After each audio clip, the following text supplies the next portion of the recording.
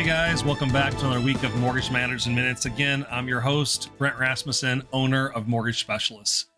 So today is a very common question that we want to answer, and it's using the equity in your home. And using your equity in your home is a very common question that people talk to their friends about, their family about, stating, hey, I've been in my house for a while. I want to finish my basement off. I need to borrow money for a large purchase. I want to pay off credit card bills. How can I use the equity in my home? Here recently, just again, we've seen all-time highs in the amount of equity people have in their homes. So with that equity, people want to tap into it and use it to pay off bills or borrow against it, because generally speaking, a mortgage is one of the cheapest ways you can obtain financing. So first of all, what is equity? Equity is a very simple formula to calculate. It can be variable depending on how complicated you want to make it, but all equity means is the difference between what you owe and what the house is worth. So if your house is worth $300,000 and you owe $100,000, that means you have $200,000 of equity, meaning that you own that portion of the home.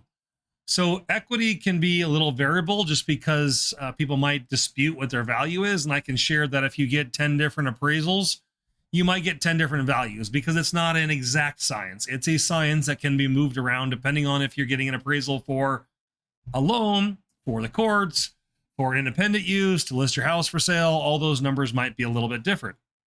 So people ask us all the time, how can I tap into my equity in my home? And there's two basic ways. You can either refinance and take out a new first mortgage by paying off the mortgage that you have, or if you don't have a mortgage on the property, you can take out a new first mortgage, or you can take out a second mortgage or an additional mortgage and leave the first mortgage you have in place and take out a brand new loan and have multiple mortgage payments. So you can do either or. And a lot of times what we want to talk in this video about is what's the most beneficial. And that changes throughout the markets as rates go up and as rates go down. And as your need arises, as the loan needed for short-term or long-term, is it a large loan? Is it a small loan? We look at all those variables to give the best answer we possibly can. Also, when you want to borrow against your home's equity, generally speaking, we don't terribly care where the money goes. We've helped clients adopt children, finish off basements, take trips, pay off credit card debts, add on to their home. There's lots of different reasons people would want to take a different loan at that point in time. We spend a lot of time with clients working through divorce situations, and this is another scenario of using your equity to split assets accordingly between clients. But there's basically two different kinds of loans that we can look at. One, again, is taking a first mortgage out, and two is taking a second mortgage out. So the first mortgage is very simple. It's a standardized loan, and generally we can borrow up to about 80 to 85% of your home's value. So if you're pulling cash or you're pulling equity out of your house, they're only going to let you borrow up to about 80 to 85% of the value of your home on conventional FHAs. VA loans will let you go a little bit higher, but generally speaking, we like to tell clients staying around that 80% or 85% because most clients look at doing a conventional refinance. Second option out there is doing a home equity loan or a home equity line of credit. And those are both second mortgages. They can be attached to your property behind your current mortgage. The line of credits are great because they act as a credit card. You can charge on that account, pay it down, charge on it again. So you can do a little bit of both. The loan is more like a car loan in that you take out a 10 or 15 year or 5-year loan and you have equal payments with a fixed rate over time.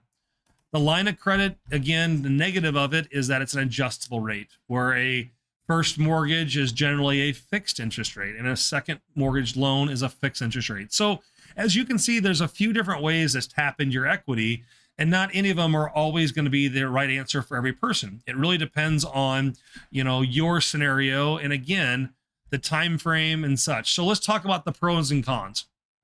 So if you're taking out a new first mortgage, usually we see first mortgages having better interest rates than second mortgages because of the risk to the lender. Meaning, if you go into foreclosure, the first mortgage company gets their money first, and then the second mortgage company gets it after that.